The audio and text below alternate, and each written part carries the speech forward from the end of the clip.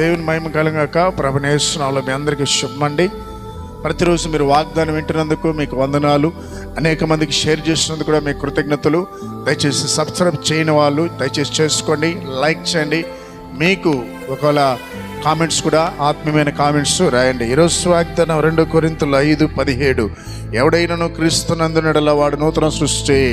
క్రీస్తునందు ఎవరైతే ఉన్నారో వారు నూతన సృష్టి. చూడండి, మనం ఎప్పుడు కూడా మన జీవితంలో చెడ్డవే ఉంటుందండి. ఎప్పుడైతే చెడుని కోరుకుంటాం, కానీ మనం ఎప్పుడైతే క్రీస్తు దగ్గరికి వెళ్ళి ప్రార్థన చేస్తాం, మనలో ఉన్న చెడు వెళ్ళిపోయి మంచి యేసయ్యలో ఉన్న మంచి మనలోకి వస్తుంది. మీరు ప్రతిరోజు ప్రార్థన గదికి వెళ్ళి దేవుని సందులో మోకరించి ప్రార్థించడం వల్ల మీలో ఉన్న చెడు ఆలోచన, సాతాను తీసుకొచ్చిన చెడు తలంపులు, చెడు కార్యాలన్నీ బయటికి వెళ్ళిపోతుందండి.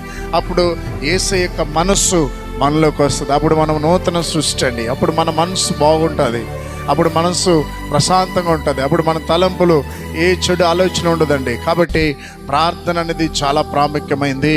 వ్యక్తిగత ప్రార్థన మీ జీవితంలో ఉండాలి. కాబట్టి మీ ప్రతి యవనస్తులారా, ప్రియ తండ్రి, ప్రియ తల్లి, నీవు లేచిన వెంటనే పనుల మీద వెళ్ళకండి. లేచిన వెంటనే దయచేసి మోకరించి ఒక 15 నిమిషాలు, ఒక అర్ధగంట ప్రార్థన చేయండి. ఎప్పుడైతే ఇలా ప్రార్థన చేస్తారో మీలో నూతన సృష్టి దేవుడిస్తాడండి. నూతనమైన ఆలోచన పుడుతుందండి, నూతనమైన తలంపులు పుడుతుందండి, నూతనమైన అద్భుతాలు జరుగుతుందండి. కాబట్టి మీరు ప్రతిరోజు ప్రార్థించినప్పుడు ప్రతిరోజు నూతన సృష్టిగా ఉంటారు. ఒక్కొక్క రోజు ఒక్కొక్క కొత్త ఆలోచన ఇచ్చి దేవుడు మనల్ని నడిపిస్తాడండి. సేవా జీవితంలో నాకు ఎన్నో పోరాటాలు వస్తూ ఉంటుంది, ఎన్నో ఇబ్బందులు వస్తూ ఉంటుంది. కొన్ని సమస్యలు గుండా వెళ్తున్నప్పుడు ఏం చేయాలో సతమతం అవుతుంటాను. ఎప్పుడైతే నేను వెళ్ళి ప్రార్థన చేస్తానో నూతనమైన ఆలోచన దేవుడిస్తాడు.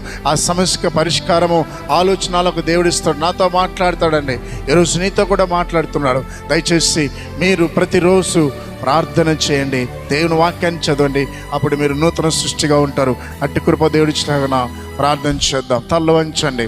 మహాగణుడా, పరిశుద్ధమైన తండ్రి, ఉదయకాలన ప్రభా, ఎంతమంది హార్ట్ అటాక్తో బాధపడుతున్నారు దేవా, యేసు నామములో వారిని స్వస్థపరిచిన తండ్రి. ఎంతమంది టీబీ, క్యాన్సర్, ఆస్తమాతో, థైరాయిడ్తో బాధపడుతున్నారు, ఇప్పుడే వారికి స్వస్థత కలిగిన గాక నా ప్రభా.